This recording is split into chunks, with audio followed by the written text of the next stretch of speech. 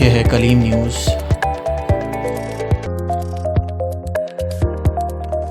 وارہ سے نمائندہ کلیم شفیق عباسی کی رپورٹ۔ وارہ میں بلدیہ لوکل گورنمنٹ ملازمین کی ٹاؤن کمیٹی وارہ سے پریس کلب تک احتجاجی rally.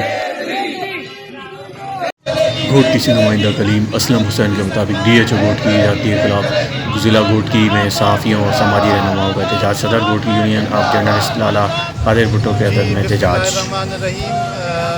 D H O Ghotki Manzoor Jakhrani corrupt D H O Mirpur Mathelo سے نمائندہ کلیم ذیشان نارائی کے مطابق گاؤں رئیس صوبیدار کہاوڑ میں جامعہ عربیہ اشاعت القرآن والحدیث کے زیر اہتمام تحفظ ناموس رسالت و دستار فضیلت کانفرنس جمعیت علماء اسلام کے مرکزی رہنما اور سابق سینیٹر حافظ احمد اللہ اور دیگر نے خطاب کیا اور 23 حفظائے کرام کی دستار بندی بھی کی۔